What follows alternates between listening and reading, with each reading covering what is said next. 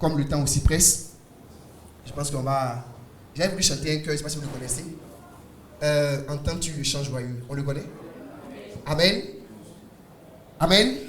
J'aime tellement ce chœur. Vous voyez, entends-tu le chant joyeux? Et ce chant, c'est le message.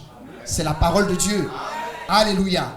Ce chant qui retentit en tout lieu, c'est un cri de délivrance, un cantique d'espérance qui remplit l'espace immense.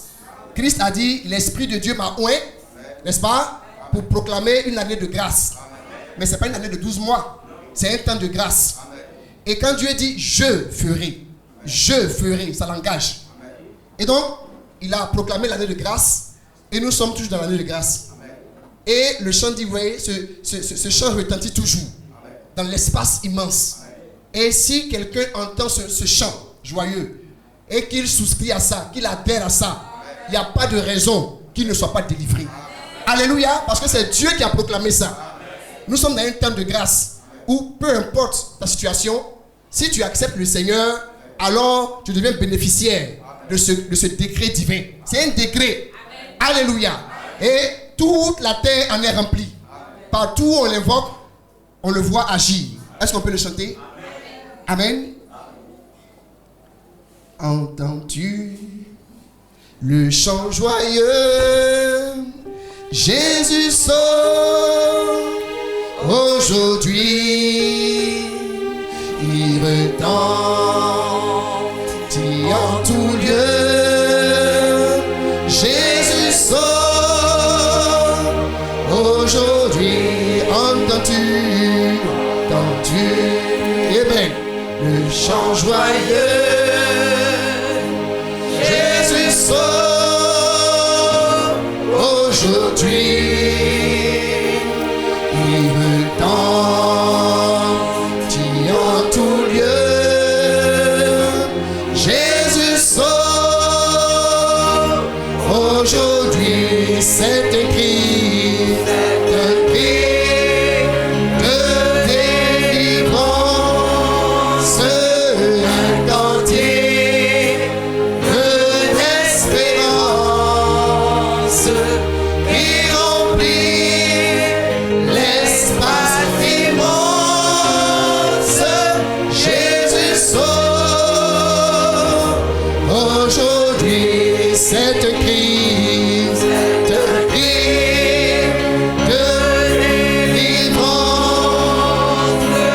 un cantique d'espérance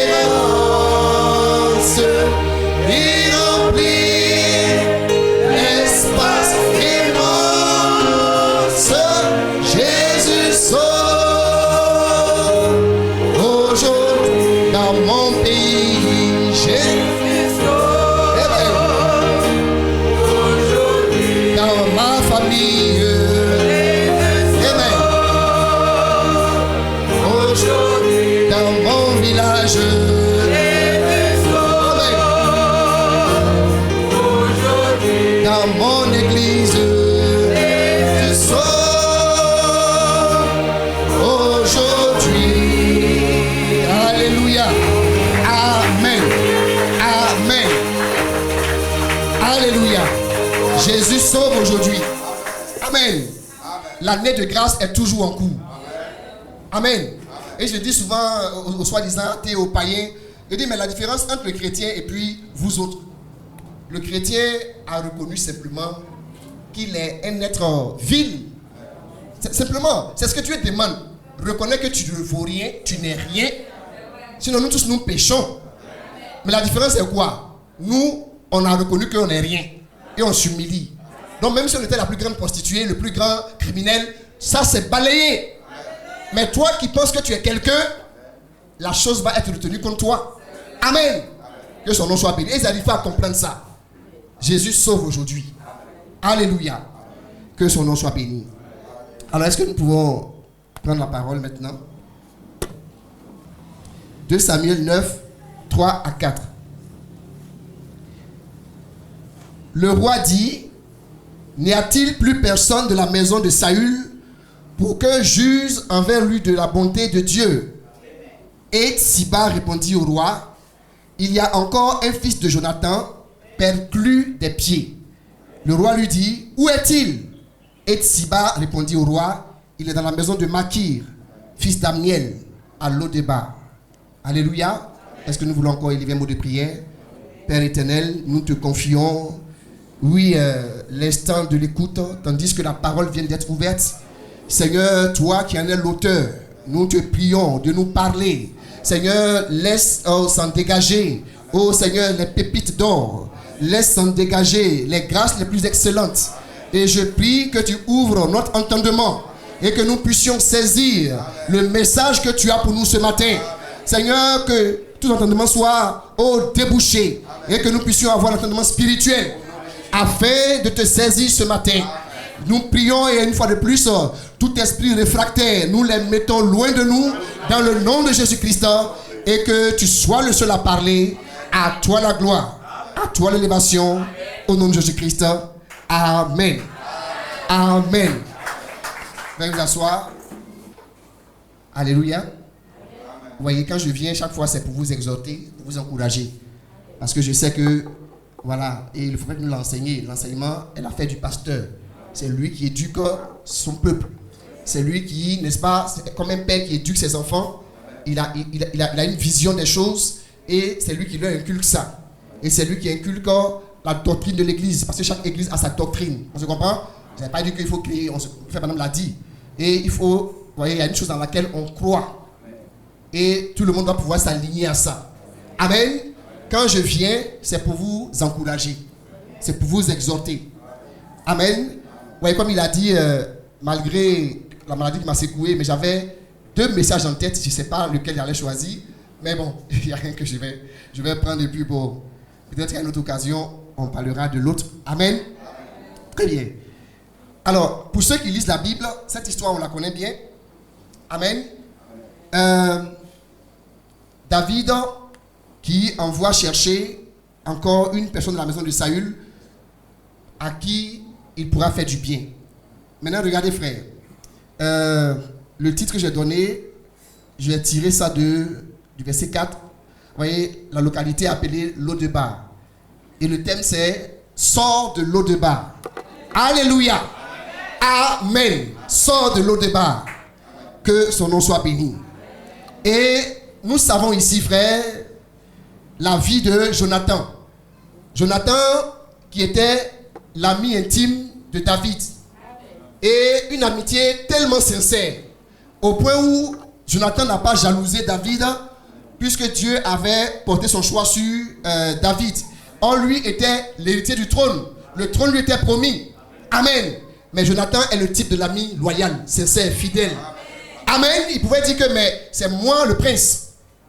Mais quand l'oracle, n'est-ce pas, la prophétie a sonné, le prophète a donné la parole de Dieu disant que David est loin. Amen. Il n'a pas montré de la jalousie. Amen. C'est ça un vrai enfant de Dieu. Chacun connaît sa place. Alléluia. Et on n'a pas envié l'autre. Chacun connaît sa place. Et ce message nous a montré ce qu'on appelle le placement, l'adoption, le positionnement. Amen. Que son nom soit béni. Voyez. Et donc, il n'était pas du tout jaloux. Voyez. Parce que Jonathan savait que quand Dieu parle, il a parlé. Et ça ne sert à rien de forcer ce qui n'est pas à toi. Et donc, ils étaient sincères. Une amitié sincère. Au point où même, c'est lui-même qui venait prévenir David. Quand son père même avait planifié des choses pour le tuer, il allait le voir pour déjouer, n'est-ce pas, les plans de son père. Amen. Et vraiment, c'est une chose que, quand vous lisez l'histoire de ces deux-là, c'est vraiment merveilleux. Amen. Que son nom soit béni. Maintenant, regardez, frère. David, quand il est venu au pouvoir, il dit, n'y a-t-il plus personne de la maison de Saül pour que juge envers lui de la bonté de Dieu? Amen. David était vraiment cet homme selon le cœur de Dieu. Vous voyez, dans ce monde d'aujourd'hui, quand quelqu'un accède au pouvoir et qu'il est d'un autre parti, c'est les règlements de compte. Amen. David n'est pas venu faire des règlements de compte. Quand il est venu, et on sait comment Saül l'a persécuté. Saül lui en voulait à mort, à plusieurs reprises. Et David vient au pouvoir. Vous voyez, le cœur tout dégagé, le cœur blanc, il s'est mis à faire du bien aux gens de la maison de Saül. Il ne leur a pas arraché les choses, voilà, les démunis, les dépouillés. Au contraire, il les a rétablis dans leur droit. Amen. Et tellement qu'il voulait faire bien les choses. Voyez, il ne veut rien oublier. Frère, Dieu aussi ne veut rien oublier. Dieu n'oublie personne. N'y a-t-il plus quelqu'un de la famille de Saül pour que juge envers lui de la bonté de Dieu? Alléluia. Frère, Dieu n'oublie personne. Que son nom soit béni. Voyez, il avait à cœur de tellement bien faire qu'il avait peur d'avoir oublié quelqu'un. Et il pose la question, est-ce qu'il n'y a pas quelqu'un que j'ai oublié? Alléluia. Et Tsiba répondit, il y a encore un fils de Jonathan, perclus des pieds. Voyez, perclus veut dire quoi? Il était infirme, paralysé. Perclus des pieds. Et vous connaissez l'histoire, hein? Sa nourrice fuyait avec lui quand il avait 5 ans. Et il est tombé. Et voilà, c'est là qu'il a eu l'accident. Il n'a plus remarché. Voyez? Et il y a encore ce fils-là, perclus des pieds. Et le roi dit, où est-il? Et Tsiba répondit, il est dans la maison de Makir, fils d'Amiel à Lo-Debar. Alléluia. Frère, il y a des choses profondes dans ce passage. Amen. Voici David qui recherche Mephibosheth. C'est lui, le fils de Jonathan, perclus des pieds là. Et voici qu'il n'est pas là où il doit être. Alléluia. Mephibosheth était prince de la famille royale. Alléluia. Donc sa place devait être, n'est-ce pas, là où sont les gens de la famille royale. Amen. Et il se trouve que il n'est pas dans, n'est-ce pas, le lieu où il devait être. Il se trouve à Lo-Debar. Et Lo-Debar, c'est un ghetto. C'est une localité, comment dirais-je, de moindre importance. C'est-à-dire que c'est un endroit qui n'est pas joli à voir. Et vous voyez que ce n'est pas la place d'un prince. Amen. Ce n'est pas la place d'un prince. Et il s'est retrouvé là-bas malgré lui. Amen. Et si vous lisez bien, il a développé une piètre estime de soi. Ça veut dire quoi? L'estime de soi, c'est la considération qu'on a pour soi-même. Amen. Ce n'est pas l'amour propre comme on le dit, mais voyez, voilà, ce que toi-même tu as de toi comme considération. Il est tombé dans un état tel que lui-même, il se voyait comme une personne de sans valeur. Vous voulez qu'on lise ça? Regardez quand David, très bien, 2 Samuel 9, à partir du verset 7, 8.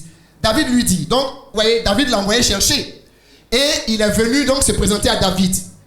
David lui dit, ne crains point, car je veux te faire du bien.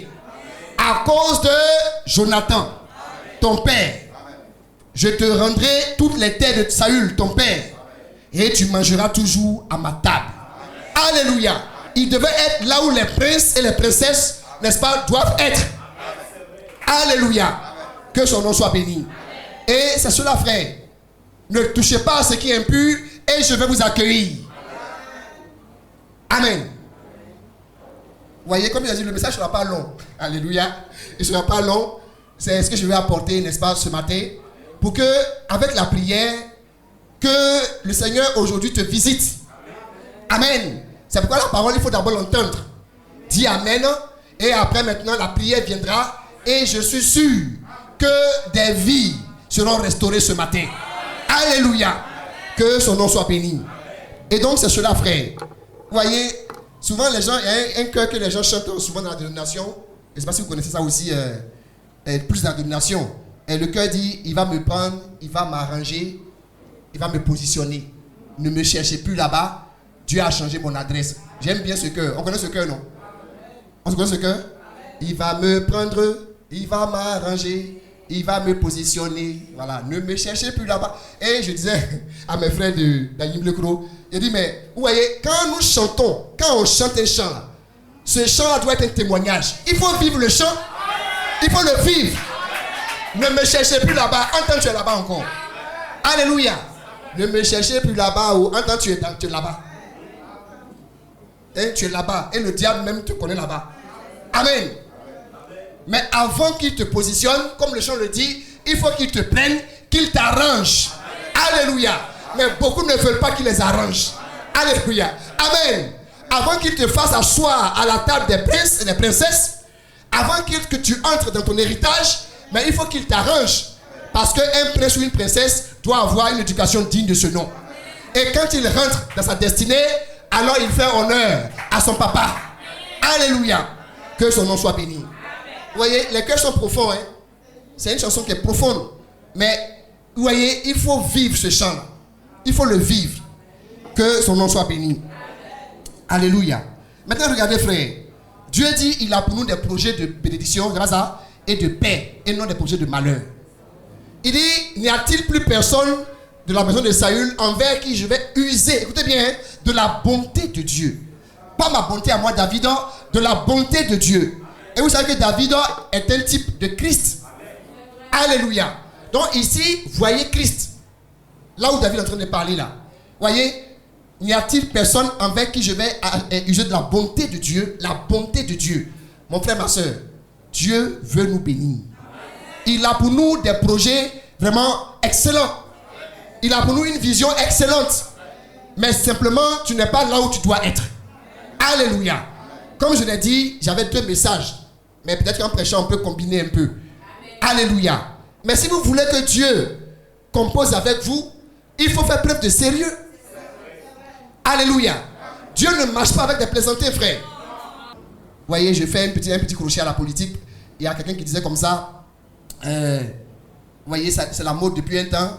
Les pays africains qui se tournent vers la Russie pour que la Russie vienne les aider à prendre leur indépendance. Et quelqu'un dit, mais vous les Africains, là, est-ce qu'on peut compter sur vous? Parce que la Russie, là, si elle est prête pour vous, vous les Africains, là, vous êtes des personnes toujours en train de... On ne peut pas compter sur vous. Hein, si vous voulez que la Russie vous aide, mais soyez prêts. Bon, bref, je pense à faire un parallèle. Amen. Mais Dieu, là, il doit pouvoir compter sur toi. Alléluia. C'est avec toi qu'il veut composer. Donc, il doit pouvoir compter sur toi. Mais pas une personne qui va jouer les lâches ou bien les peureux. Mais une personne qui sait ce à quoi elle s'attend, ce que cela lui coûte d'être chrétien. Et qui n'est pas prêt à faire marche arrière. Frère, quand vous composez avec une personne, celui qui vous ne peut pas compter, vous êtes foutu. Vous êtes foutu. Amen.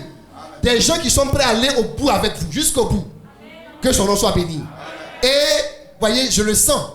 Voyez, je cause beaucoup avec mon frère. Et je le sens. Voyez, un jour, il y a quelqu'un qui a dit, un pasteur qui a dit, nous, on ne cherche pas de clients.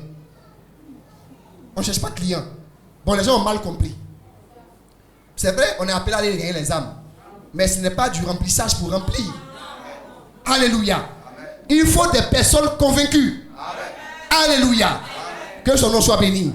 On ne fera pas de compromis avec les sœurs pour leur dire, peut-être vous pouvez faire ça un peu, faire ça un peu. C'est-à-dire, le pasteur a toujours prêché la parole. Il n'est pas allé à gauche ni à droite. Si quelqu'un n'est pas destiné à ça, il peut partir. Alléluia. Il peut partir. Que son nom soit béni. Vous voyez, surtout au niveau des cheveux qu'on sort, oh non, mais ça, frère, le pasteur lui prêche la parole. Il est serré. Il est serré. Si ça ne te plaît pas, tu peux. On se comprend. Si ça ne te plaît pas, c'est que tu démontres que tu n'es pas fait pour ça.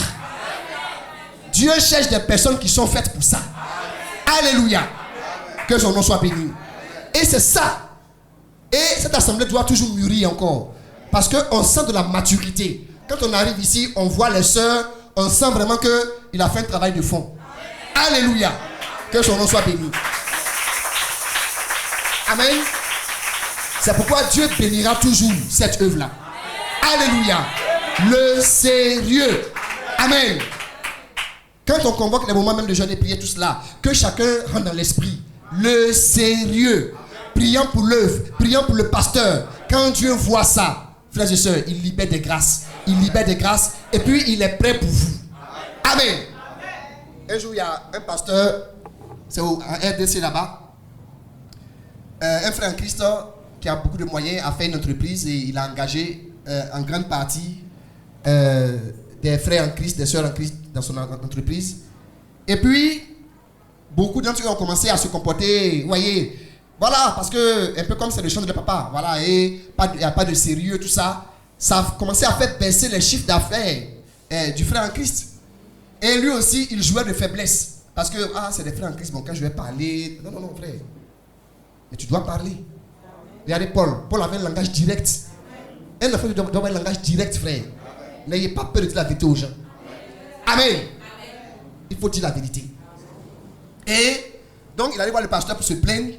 Voici une bonne partie des frères, ceux que j'ai engagés dans mon entreprise, se comportent comme ils veulent. Voilà, ils ne font pas le travail, les clients se plaignent.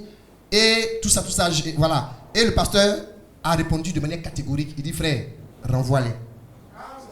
Il dit, frère, il faut les renvoyer. C'est tout. Il faut les renvoyer. Amen. Frère, Christ, c'est plus après. Frère, le royaume auquel nous appartenons là, c'est un royaume de sérieux. Il y a le sérieux là-bas.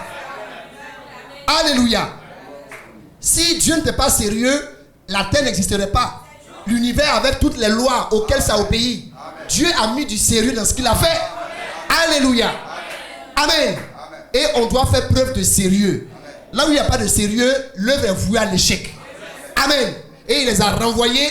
Ceux qui devaient rester, qui étaient sérieux, sont restés. Et l'entreprise a décollé de plus belle. Amen. C'est parce que le pasteur est sérieux que l'assemblée est sérieuse.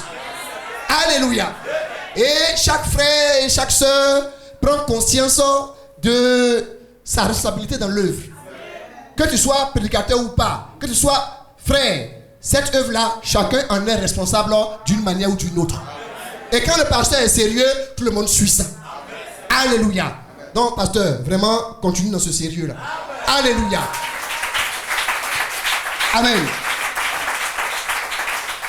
Et ça, frère, je vous le dis, vous pouvez avoir un appel, avoir des dons, avoir cela. Mais si vous n'êtes pas sérieux, ça ne va pas se déployer, ça ne va pas se manifester. Alors que l'épouse est en train de marcher vers des échéances sérieuses. Et puis tu es encore dans les plaisanteries. Frère, il faut sortir de là. Tout ça, c'est l'autre débat aussi. Il faut sortir de là. Alléluia. Amen. La plaisanterie, le manque de sérieux, Dieu ne peut pas composer avec ça, c'est pas vrai. Dieu va toujours confirmer des personnes sérieuses. Alléluia. Que son nom soit béni. Je voulais faire un parallèle aussi à, comment dirais-je, je ne sais pas si vous voyez la parabole de l'enfant prodigue. On peut faire un parallèle avec ça. Vous connaissez l'histoire. Amen. Ce jeune homme qui a dit un jour à son papa, donne-moi ma part d'héritage. Et voilà, je vais m'en aller, je vais partir, tout ça. Il prend. Voyez, c'est cela, c'est profond, c'est cette parabole-là. Parce que, quoi qu'on dise, tu es en Christ, mais parfois il y en a qui font des virées dans le monde. Ils font des virées dans les choses qui ne sont pas la gloire de Dieu. Alléluia. Ça veut dire que c'est une image de ton héritage que tu es en train de jouer avec. Alléluia. Ce que Dieu a mis en toi, ce n'est pas fait pour ces lieux. Ce n'est pas fait pour une vie de manque de sérieux. Alléluia. Et il est allé, il a tout dilapidé. Et maintenant, la famille est venue, vous voyez, il a dépensé les biens avec les prostituées. Et il en a été réduit à travailler comme gardien de porc. Or, vous savez que sous la loi, c'était un animal, voilà, impur. Vous voyez comment il est tombé bas. Alléluia. Quand vous jouez avec votre position, si tu te vends moins cher, le diable va t'acheter très vite. Et il va te casser, il va te faire descendre à un niveau tellement bas. Alléluia. Voyez, dans le royaume de Dieu, comme je l'ai dit, c'est le sérieux qui règne là-bas. C'est le sérieux. Bon, il y en a qui ont eu la grâce, moi je ne sais pas, parce qu'il y a beaucoup de témoignages, mais il y en a qui ont eu la grâce de faire un truc dans l'autre monde là-bas, tout ça, etc. Bon, quand il y a un témoignage, bref, même sans qu'on ait ces témoignages-là, on sait que dans le monde de Dieu, c'est le sérieux. Alléluia. Il y a l'ange même qui accompagnait le frère Branham. Quand son fils Billy, c'est ça non? C'est Billy, hein? Quand il a vu l'ange, il dit l'ange avait un aspect sérieux, croisé les bras. Vous voyez, l'ange n'était pas là pour rire avec lui. Et les anges, eux, ils sont là pour le devoir. Amen. Vous pensez que si Dieu envoie un ange vers toi, c'est pour te demander de manger quoi à midi? Si Dieu envoie un ange vers quelqu'un, il fait ce qu'il a fait, il est parti. Au ciel, c'est le sens du devoir. Alléluia. Et nous sommes des soldats. Nous sommes des militaires. Frère, que chacun fasse ce qu'il a à faire avec le plus grand sérieux. Alléluia. Et donc il a réalisé que vraiment, moi qui suis fils d'un grand monsieur, me voici réduit à ce niveau-là. Je pense que je vais retourner vers mon père.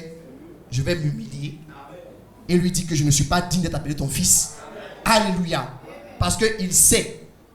Il sait que les bontés de Dieu ne sont pas épuisées.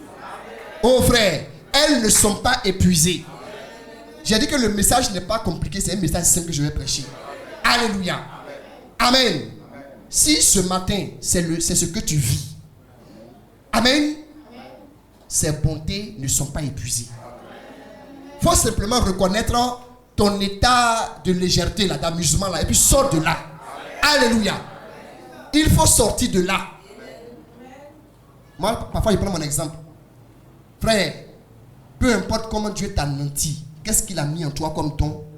Si tu plaisantes avec ta vie, ne pense pas que le Seigneur va composer avec toi. Non, c'est pas vrai.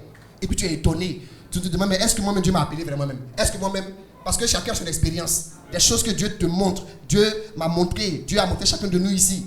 Mais tu remarques que, bon, tu n'y es pas en réalité, tu n'es pas dedans réellement. Vous pensez que Dieu, il va faire des choses à n'importe quel prix? C'est pas vrai. Il faut sortir de là. Vous avez votre enfant, vous voyez, votre petit garçon de 2 ans comme ça. Vous revenez du travail, bien, vous êtes bien mis, bien habillé. L'enfant vient à vous tout sale, rempli de boue. Vous n'allez pas le prendre. Vous n'allez pas le prendre, mon petit. Nettoyez-le d'abord bien, et puis je vais te prendre maintenant. Alléluia. C'est ce que Dieu fait avec nous. Amen. Amen. Ne viens pas à lui avec, comment dirais-je, cet esprit de plaisanterie. L'esprit profane. Alléluia. Vous voyez, c'est parce que, en fait, le retour de Christ tarde, comme la Bible dit en Diémé, que les gens pensent pouvoir se livrer à la récréation. Amen. Mais Frère Branham a dit que beaucoup de personnes seront recalées sur de petits détails. Ce sont des détails qui vont recaler des gens. J'ai lu une brochure du Frère Branham, mais j'ai oublié le titre. Je ne sais pas si vous... Il allait rendre visite à un ami qui a un entrepôt. Et il y a un gros aimant, c'est bien gros comme ça. Et quand on découpe les choses en métal et autres, il y a des restes, des résidus. Et après, l'aimant là attire. Tout ce qui est fait, en tout cas, doit être attiré. Et son ami lui a expliqué que voilà. Mais après, il remarque qu'il y a quand même des morceaux, des débris qui sont en fer, mais qui n'ont pas été attirés aussi. Il dit, il faut bien observer, regarde très bien. Regarde très bien. Et qu'elle a regardé, ces morceaux de fer étaient accrochés à des choses. Donc ça fait que quand les mains attirent, ces choses-là les retiennent. Pourtant c'était en fer, mais ça les retient. Amen. Donc pour dire que, vous voyez, et c'est ça. Parce que Frère montrait que dans la dénomination, Dieu a des enfants, a ses enfants là-bas. Il y en a qui sont nés de nouveau même. Mais il y en a qui seront recalés pour l'enlèvement. Alléluia. Il a l'esprit de Dieu, mais il ne pourra pas partir. Amen. Voilà, parce qu'il n'a pas connu le message, ou bien il a rejeté, etc. Donc, c'est des petites choses qui vont recaler des gens ici. Des petits détails. Et si vous voulez, donc, c'est le lieu. Nous sommes dans l'époque où il faut faire attention même aux plus petits détails. Alléluia. Ne négligez rien. Parce que c'est ce que tu ne considères pas là, que tu penses être inutile là, qui va te recaler. Alléluia. Même nos paroles, veillons dessus. Ce que nous disons, veillons dessus. Christ n'a pas dit que, il a bien dit que, comment dirais-je, les hommes rendront compte pour toute parole vaine proférée. Des chrétiens qui sortent des plaisanteries, des saletés de leur bouche. Frère, tu penses que ce n'est rien, mais c'est grave. Daniel 11, verset 32. Amen. Il séduira, voyez bien sûr le séducteur, par des flatteries les traites de l'alliance. Mais ceux du peuple qui connaîtront leur Dieu agiront avec fermeté. Avec fermeté. Frère, c'est parce que les gens ne connaissent pas la parole de Dieu qu'ils agissent avec légèreté. La Bible dit, le séducteur va séduire plusieurs par des flatteries, les traites de l'alliance. Amen. Et Dieu aussi a fait alliance avec son épouse. Mais il y a toujours des traites de l'alliance. Frère, ne trahissons pas ce message-là. Il y a des gens qui prennent le message, issu du message, mais ils sont des traites de l'alliance. Amen. Un message qui nous a fait sortir de ces choses-là.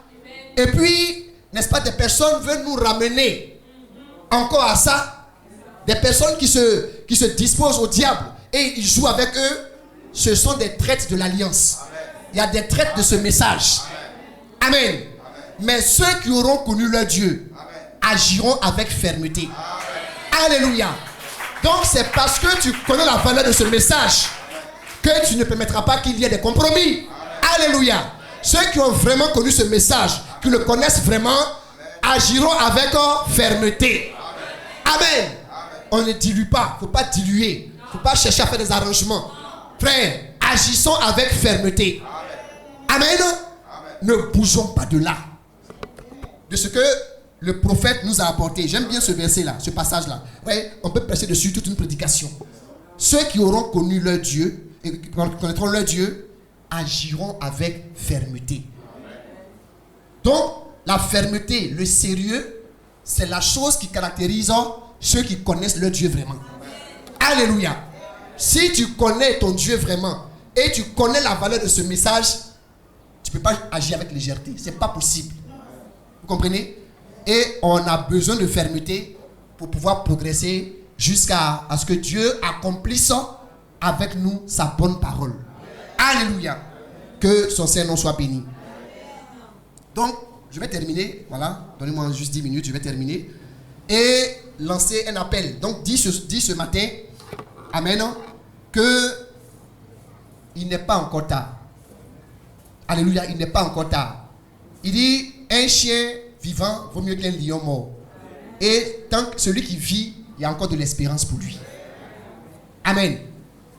Regardez par exemple Abraham. Non, pas Abraham. Moïse. Moïse a connu une vie en 3 grandes étapes. 40 ans, 40 ans, 40 ans. 40 ans à la cour royale du Pharaon. Il a dû fuir. Il a fait 40 ans dans le désert. Il avait 80 ans. Amen. Voici quelqu'un qui pensait que tout est fini pour lui. Parce qu'à 80 ans, là, c'est quoi tu vas faire encore? Or, c'est là que tout va commencer même. Alléluia. C'est là même que Dieu allait commencer avec lui. Parce qu'il a fait 40 ans avec Israël. À les conduire. Il a apporté la loi. Dieu l'a utilisé puissamment. Vous voyez, à 80 ans dans le désert, il pouvait dire que mais moi, Moïse, là, c'est moi qui vais finir comme ça là. Quelqu'un qui a été prince d'Égypte. Il se retrouve au désert là-bas. Il est devenu père de famille. Dans un désert perdu là-bas quelque part. Vous voyez, il mène une vie bizarre. Il a 80 ans. Vous voyez, il pourrait se dire que tout est fini. Alors qu'il ne savait pas que le plus intéressant était à venir. Ce matin, c'est pour te dire, frère. Alléluia. C'est pour te dire que le temps de Dieu n'est pas notre temps. Alléluia. Ses voies ne sont pas nos voies. Si tu te répands sérieusement de ton manque de sérieux, si tu sors de l'amusement, tu sors des choses profanes, mon frère, ma soeur, le Seigneur va te rétablir dans tes droits. Alléluia. Et toi-même tu seras surpris de voir tout ce qu'il avait pour toi. Alléluia. Il n'a jamais voulu qu'on fasse pitié à notre Dieu là. Amen. Parce qu'une personne doit pouvoir, comment dirais-je, marcher dignement. Marcher dignement. Souvent, on dit non, les gens prêchent sur l'évangile de la prospérité, etc. Mais frère, c'est vrai, on n'est pas appelés tous à être des millionnaires, des milliardaires. Mais je pense qu'à un moment donné, ta vie doit ressembler à quelque chose. Oui, bien sûr. Pas que tu vas devenir forcément riche. Mais à un moment donné, parce que les épreuves que nous traversons là, c'est pour un temps. C'est pour un temps. Amen. À un moment donné, les échecs répétés, c'est ça, parce que tu as beau être enfant de Dieu, mais si tu t'amuses, le diable va te créer des problèmes, il va t'emmerder. Il va t'emmerder. Le malheur atteint souvent le juste, mais Dieu l'en délivre toujours. Donc tu t'amuses là, Satan va te toucher bien. Amen. Même si l'esprit, l'âme est déjà sauvée, mais il va te montrer quelque chose dans ce monde-là. On se vend au diable moins cher. Amen. Alors que Dieu a pour nous une vision haute. Alléluia. Donc ce matin, ce que tu as à faire, c'est de rentrer en toi-même. Alléluia. Et vraiment de confesser devant le Seigneur cette vie de légèreté. Rappelez-vous ce roi-là. Le roi, à cause de qui Dieu a envoyé une main pour écrire sur la muraille. Voyez, peser, voilà, tout ça. Voilà. Voyez, tu as été trouvé léger. Oh, Belshazzar, c'est lui, non? Belshazzar était roi. Or, selon les hommes, un roi, c'est pas n'importe qui. Un roi, c'est quelqu'un qui a fait de grandes choses, parce que voilà. Mais Dieu l'a pesé, il l'a trouvé léger. Vous comprenez? Dieu l'a pesé, il l'a trouvé léger. Pourtant, il était un roi, un grand roi qui régnait sur le plus grand royaume de l'époque. Mais ses œuvres ont été trouvées légères devant le Seigneur. Ça ne valait rien. Parce qu'elles n'étaient pas faites en Christ. Alléluia. Elles ne sont pas faites en Christ. Mais nous, la Bible dit Dieu a préparé d'avance toutes ces œuvres-là pour que nous les pratiquions. Donc, quand nous sommes en Christ, alors vous voyez que nos œuvres ont du poids devant le Seigneur. Nos œuvres ont de la valeur devant le Seigneur. Un empereur, un grand roi comme ça, la Bible dit qu'il a été trouvé léger. Pourtant, si toi, un seul frère, une seule soeur en Christ, si tu manifestes la gloire de Christ, si tu agis avec le sérieux devant Dieu, tu as 1000 fois plus de poids que lui. Alléluia. Les hommes politiques, tout ça. Mais s'ils ne connaissent pas le Seigneur, ils ne sont rien. Dieu les trouve légers. Que Dieu nous donne de sortir de la vie de légèreté. Alléluia. Parce que ça et Dieu, ça ne peut pas marcher. Ouais, le mot gloire vient du quoi? C'est qui a du poids. La gloire, c'est qui a du poids. C'est qui a de la valeur. Amen. 1 Corinthiens 3, à partir du verset 8. Non, 9, ça va. Car nous sommes ouvriers avec Dieu. Vous êtes le champ de Dieu. L'édifice de Dieu. Selon la grâce de Dieu qui m'a été donnée, j'ai posé le fondement comme un sage architecte. Et un autre bâti dessus. Vous voyez, c'est cela. Nos pères dans la foi ont donné leur poitrine. Ils ont servi de libation. Ils ont servi de sacrifice. Vous voyez, on les a piétinés, on leur a marché dessus. Mais en fait, c'est eux qui étaient la fondation, le fondement sur lequel devait s'appuyer l'édifice pour s'élever. C'est pourquoi ils ont offert leur poitrine pour que nous soyons là ce matin. Alléluia. Et il dit, un autre bâti dessus. Mais que chacun prenne garde à la manière dont il bâtit dessus. Donc, les apôtres, nos pères dans la foi, ont fait un travail sérieux. Et si nous venons après eux, on doit toujours être dans le même esprit. Frère, œuvrer dans le sérieux. Si les apôtres avaient œuvré avec légèreté, on ne serait pas là ce matin. Alléluia.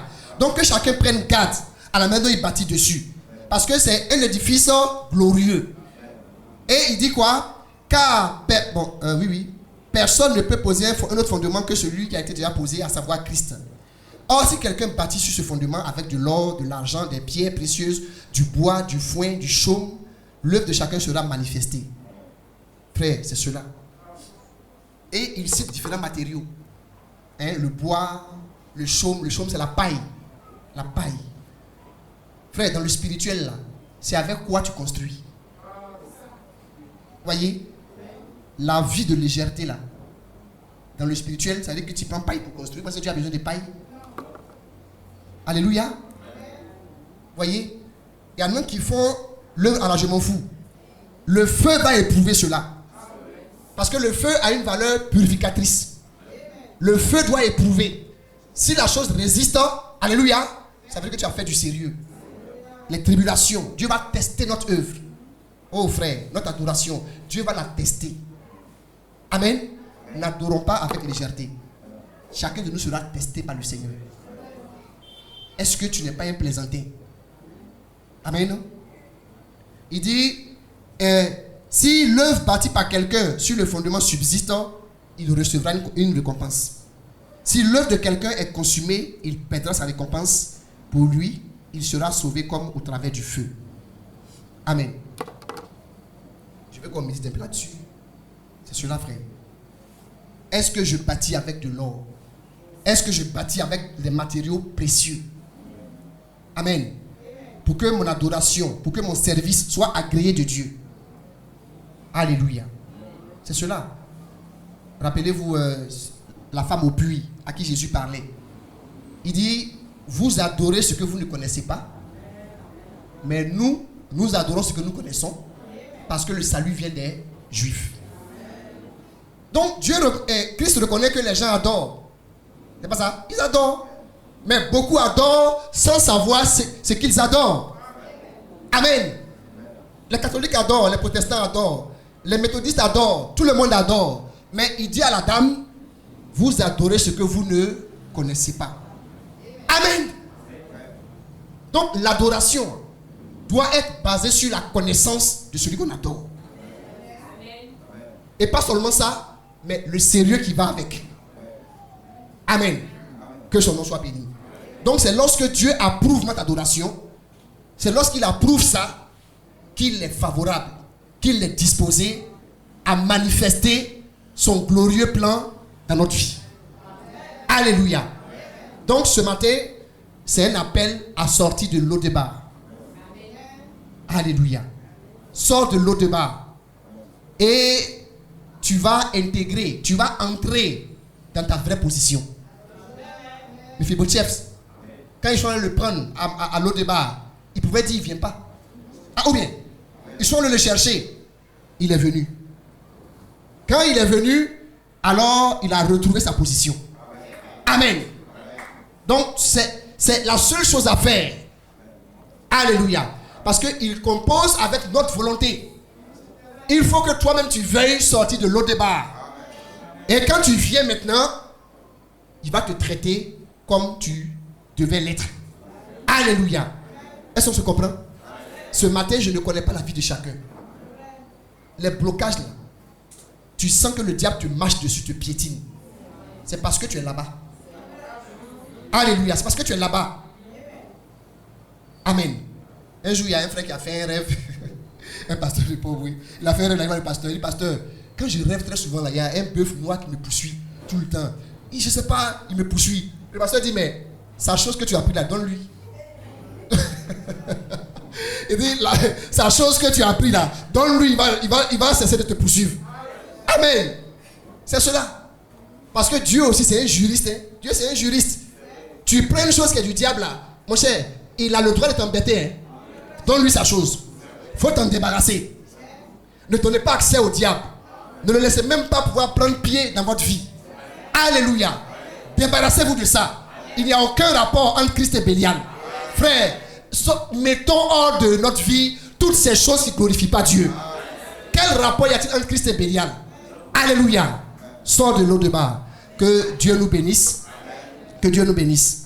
Vous voyez, Mephibosheth s'est vu comme un chien mort. Mais tel que tu es, il faut venir. Même si tu es un chien mort, il faut venir. Tel que je suis, sans rien à moi. Alléluia. Sinon ton sang versé pour moi. Chantons-le.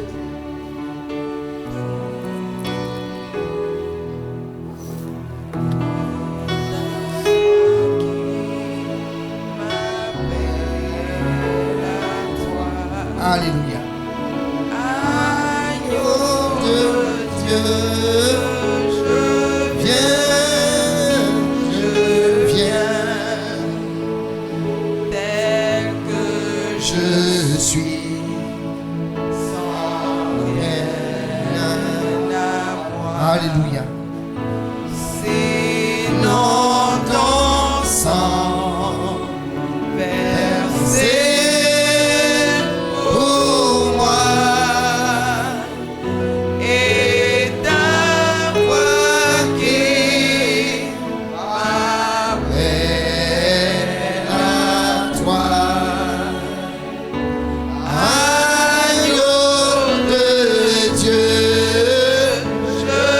Viens.